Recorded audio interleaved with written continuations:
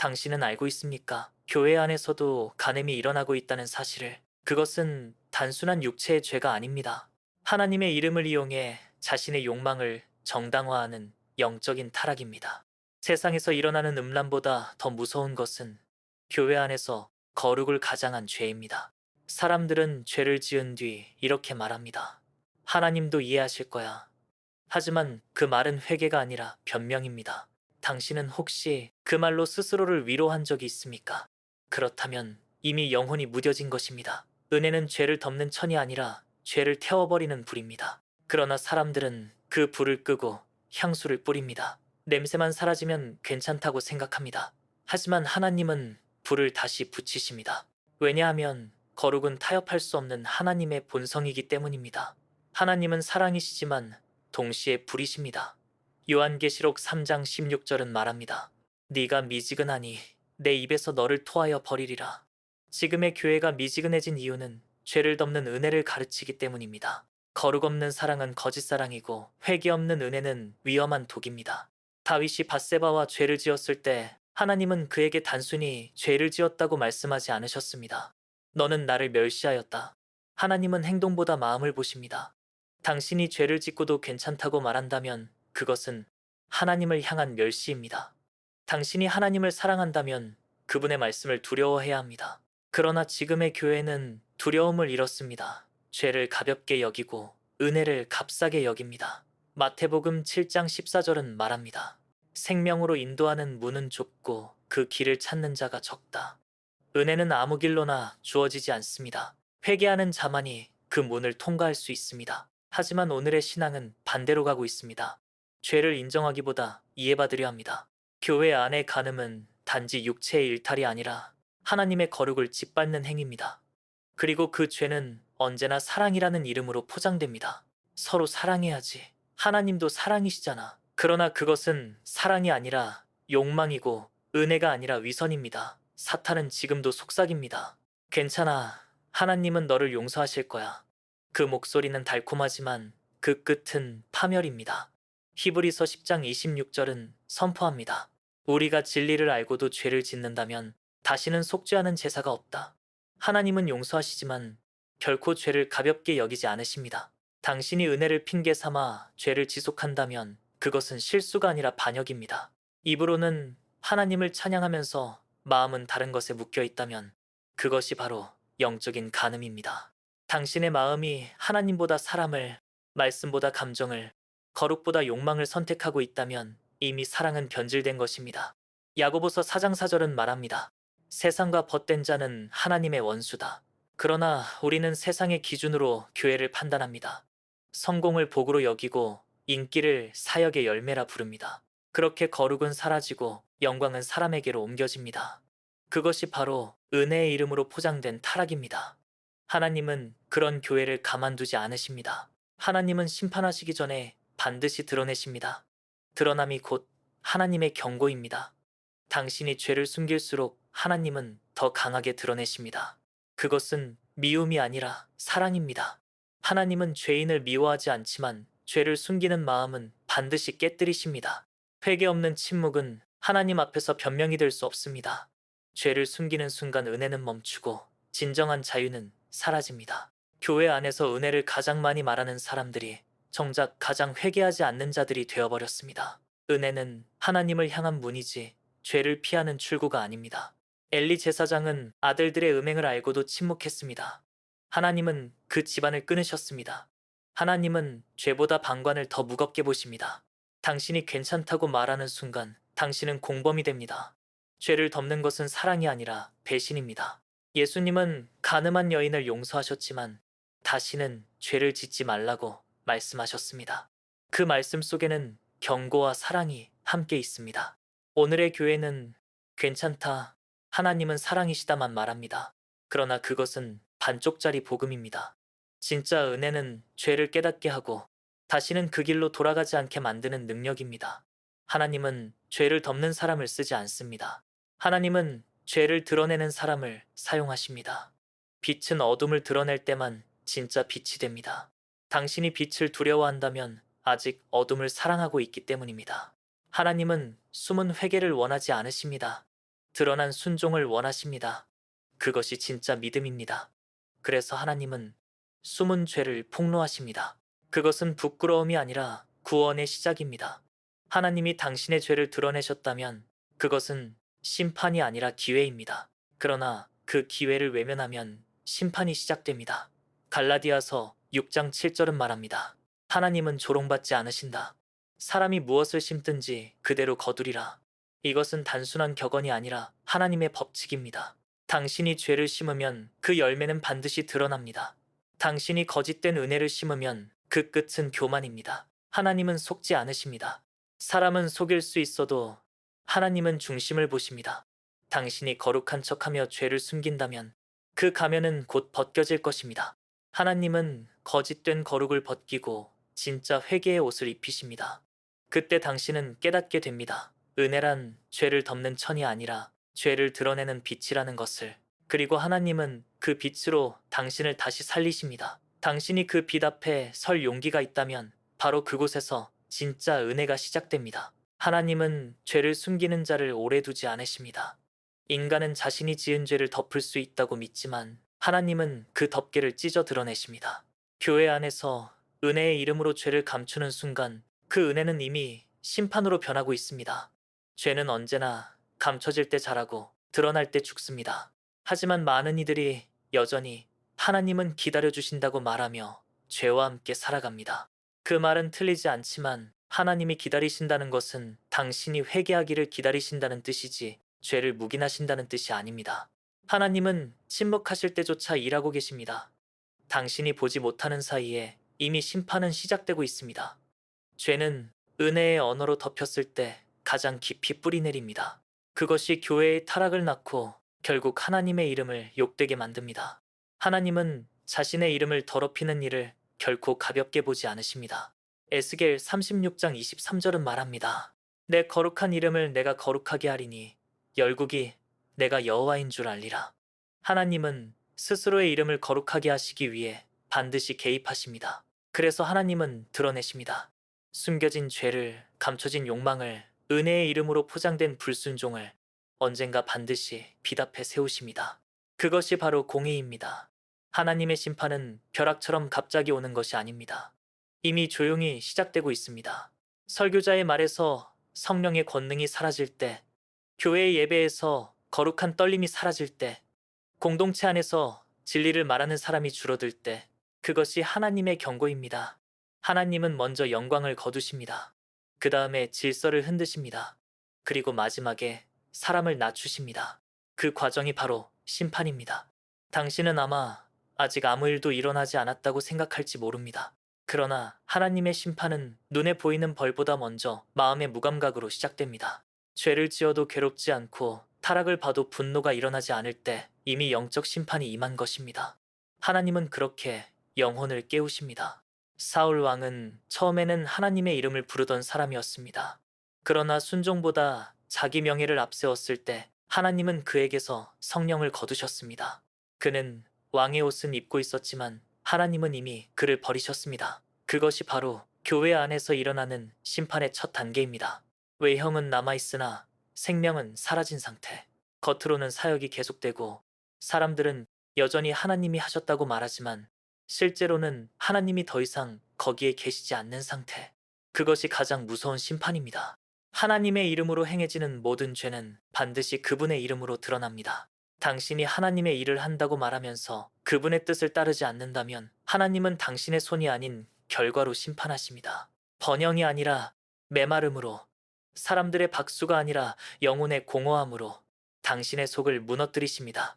그것이 사랑 없는 성공의 대가입니다. 하나님은 회초리를 드실 때 단지 벌하시기 위해서가 아니라 깨닫게 하기 위해서 치십니다. 히브리서 12장 6절은 말합니다. 주께서 사랑하시는 자를 징계하시고 그가 받아들이시는 아들마다 채찍질하신다. 하나님의 징계는 하나님의 부재보다 은혜입니다. 그러나 그 징계를 외면하는 자에게는 결국 더 큰 심판이 이어집니다. 당신이 하나님을 두려워하지 않고 죄를 반복하며 회개의 부르심을 무시할 때 하나님은 더 이상 말씀하지 않으십니다. 하나님이 침묵하신다는 것은 가장 무서운 징계입니다. 하나님이 더 이상 마음을 찌르지 않으실 때 그때는 이미 돌이킬 시간이 지나간 것입니다. 죄가 드러나지 않는다고 안심하지 마십시오. 하나님은 사람의 시선보다 시간을 사용해 심판하십니다. 사람의 눈에는 아무 일도 없어 보이지만 하나님의 시간 안에서는 이미 심판이 진행되고 있습니다. 당신이 설교 중에 눈물이 멈추고 예배 중에 감동이 사라지고 기도 중에 침묵만 남았다면 그것은 하나님이 당신을 부르고 계신 신호입니다. 다시 돌아오라는 부르심입니다. 하나님은 당신의 실패보다 당신의 무감각을 더 두려워하십니다. 회개는 죄를 멈추는 것이 아니라 죄의 근원을 끊는 것입니다. 그러나 많은 이들이 용서받았다는 말만 붙잡고 죄의 자리로 돌아갑니다. 그것이 바로 심판을 부르는 신앙입니다. 하나님은 자신을 이용하는 자를 가만두지 않으십니다. 하나님의 이름을 입에 올리며 자신의 욕망을 추구하는 자는 결국 그 이름으로 드러나 부끄러움을 당하게 됩니다.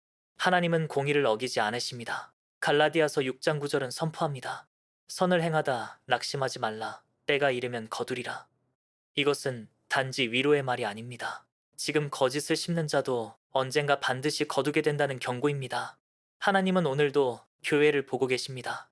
말씀을 이용해 자신의 이익을 쌓는 자, 사랑의 이름으로 죄를 감추는 자, 은혜를 빌미로 권력을 유지하는 자를 보고 계십니다. 하나님은 침묵 속에서 그들을 흔들고 계십니다. 하나님이 주신 자리를 지키는 것이 아니라 그 자리를 자신의 것으로 삼는 순간 이미 하나님의 영은 떠나십니다. 그리고 그 자리에는 공허만 남습니다. 그것이 하나님의 심판의 두 번째 단계입니다. 하나님의 영광이 떠난 자리에는 사람의 기술과 계산만 남습니다. 그러나 하나님이 떠난 교회는 결코 오래 서 있을 수 없습니다. 하나님은 오래 참으시지만 영원히 기다리시지는 않습니다. 그분의 인내는 회개를 위한 시간이지 죄를 유지하기 위한 기회가 아닙니다. 당신이 지금 평안하다고 해서 안전한 것이 아닙니다. 하나님은 조용히 일하십니다. 빛으로 들어오지 않으려는 자를 향해 어둠 속에서도 진리를 계속 비추십니다. 당신이 돌이키지 않으면 그 빛은 경고가 아니라 심판이 됩니다. 그러나 아직 늦지 않았습니다. 하나님은 여전히 당신의 이름을 거룩하게 하시기 위해 움직이고 계십니다. 그분은 교회를 새롭게 하시기 위해 불을 지르십니다. 타락을 태우고 위선을 태우고 거짓된 평안을 태우십니다. 그 불이 두렵습니까? 그렇다면 당신은 여전히 하나님을 두려워할 줄 아는 사람입니다. 그것이 구원의 시작입니다. 진짜 심판은 불이 임할 때가 아니라 불이 사라졌을 때 시작됩니다. 하나님은 다시 불을 붙이십니다. 그리고 당신을 그 불로 정결하게 하십니다. 하나님은 타락한 것을 버리시지 않습니다. 오히려 그것을 불로 태워 새롭게 만드십니다. 심판은 파괴가 아니라 정화이며 끝이 아니라 시작입니다. 하나님은 당신을 무너뜨리기 위해 심판하시는 것이 아니라 새롭게 세우기 위해 불을 붙이십니다. 불은 무섭지만 동시에 은혜입니다. 거짓된 은혜는 사람을 달콤하게 속이지만 참된 은혜는 사람을 불편하게 만듭니다. 그 불편함 속에서 영혼이 깨어납니다. 거짓 은혜는 죄를 숨기게 만들고 참된 은혜는 죄를 끊게 만듭니다. 하나님의 불은 바로 그 분별을 일으킵니다. 당신이 지금까지 의지하던 신앙의 틀, 익숙한 습관, 편안한 믿음을 태워버리십니다. 왜냐하면 하나님은 당신 안에서 진짜 거룩을 세우시려 하기 때문입니다. 스가랴 13장 9절은 말합니다. 내가 그들을 불로 연단하리니 그들이 내 백성이라 할 것이요 나는 그들의 하나님이라 하리라. 불은 심판이지만 동시에 관계의 회복입니다.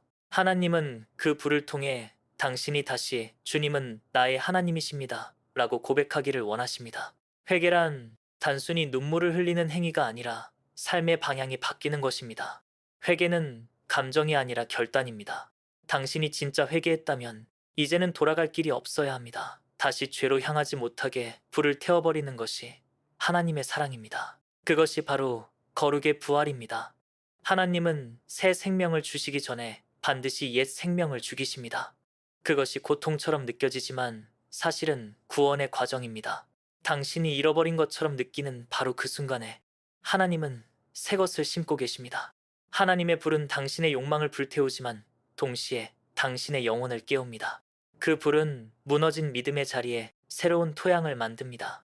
하나님은 제 위에서 일하십니다. 무너진 곳에서 다시 시작하십니다. 그리고 그 시작은 언제나 순종입니다. 순종은 희생이 아니라 회복의 문입니다. 하나님은 당신이 스스로를 정결하게 만들기를 원하지 않으십니다. 그분은 당신을 불 속으로 초대하십니다. 그 불 속에서 당신은 자신의 의가 얼마나 약했는지를 보게 됩니다. 그리고 그 자리에서 진짜 은혜가 무엇인지 알게 됩니다. 참된 은혜는 당신이 아무것도 내세울 것이 없을 때 임합니다. 하나님은 당신의 공로를 기다리지 않으십니다. 오히려 그 공로가 무너질 때까지 기다리십니다. 왜냐하면 그때만이 당신의 마음이 완전히 비워지고 그 자리에 하나님이 임하실 수 있기 때문입니다. 고린도후서 12장 9절은 말합니다. 내 은혜가 네게 족하도다. 이는 내 능력이 약한 데서 온전하여짐이라. 진짜 은혜는 강한 자에게 임하지 않습니다. 약한 자, 무너진 자, 끝까지 내려간 자에게 임합니다. 하나님은 실패한 사람을 다시 세우실 때 그 사람 안에 더 깊은 겸손을 심으십니다. 거짓 은혜는 자랑을 낳지만 진짜 은혜는 눈물을 낳습니다. 거짓 은혜는 사람을 높이고 참된 은혜는 하나님만 높입니다. 교회가 다시 살아나려면 먼저 이 은혜의 차이를 분별해야 합니다. 하나님의 은혜는 달콤함이 아니라 거룩입니다. 하나님은 당신을 위로만 하시지 않습니다. 그분은 당신을 바꾸십니다. 변하지 않는 위로는 위선이고 변화시키는 은혜가 진짜 복음입니다. 교회가 다시 거룩을 회복하기 위해서는 스스로를 태우는 불을 두려워하지 않아야 합니다. 하나님은 사람을 깨뜨리기 전에 먼저 공동체를 흔드십니다. 숨은 죄가 드러나고 위선이 드러나고 교만이 드러날 때 그것은 심판이 아니라 정화의 신호입니다. 그 과정을 견디는 자만이 새로운 부흥을 맞습니다. 하나님은 죄를 거룩으로 바꾸십니다. 교회가 무너지는 이유는 하나님의 불이 사라졌기 때문입니다. 예배는 있지만 경외가 없고 찬양은 있지만 눈물이 없습니다. 그러나 하나님은 다시 불을 붙이십니다. 그 불은 모든 거짓을 태우고 모든 영혼을 일깨웁니다. 그 불 앞에 선 자는 결코 옛사람으로 돌아가지 않습니다. 그가 다시 살아나는 것은 자신의 힘이 아니라 하나님의 능력 때문입니다. 그래서 진짜 회복은 인간의 재건이 아니라 하나님의 부활입니다. 하나님은 당신의 무너진 마음을 성전으로 바꾸십니다. 불이 지나간 자리에 새로운 생명이 피어납니다.